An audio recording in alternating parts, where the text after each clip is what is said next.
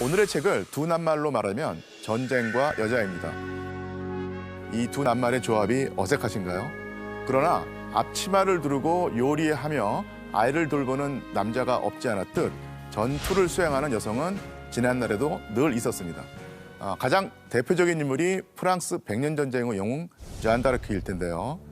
당시 서양에서는 남성의 역할과 여성의 역할을 나누는 것을 신의 뜻이라고 여겼습니다. 그리고 신이 정하신 질서라고 생각을 했죠. 때문에 영웅으로 추앙받던 잔다르크는 마녀로 몰리게 됩니다.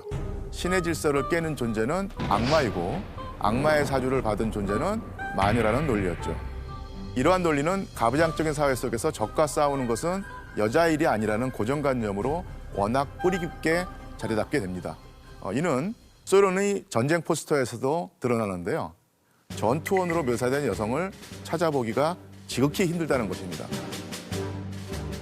여성이 무기를 들고 적을 직접 공격하는 장면이 구체적으로 묘사된 포스터는 타티아나 예로미나라는 화가가 제작한 파르티자니여 무자비하게 복수하라 라는 포스터가 거의 유일합니다.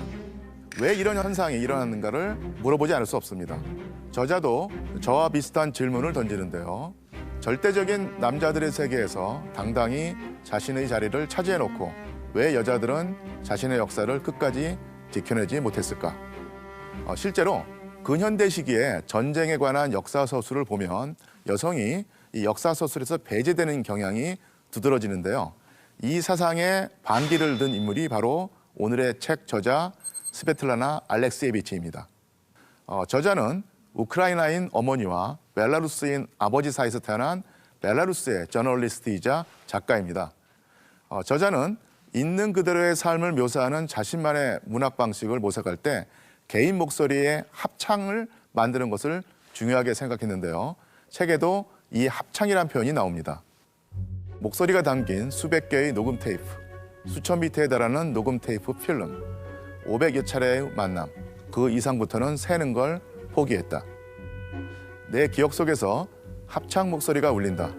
웅장한 합창, 때론 노래는 없고 울음소리만 가득한 합창.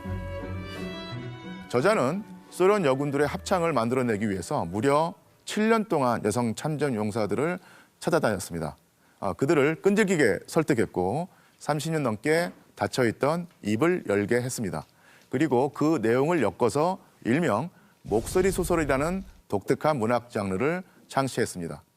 때문에 오늘의 책에는 전쟁에 참전했던 이들의 숱한 인터뷰들이 나옵니다. 하지만 단연간 수백 명의 사람들을 인터뷰해서 모은 이야기를 Q&A 형식이 아니라 일반 넌픽션의 형식으로 서술하는데요.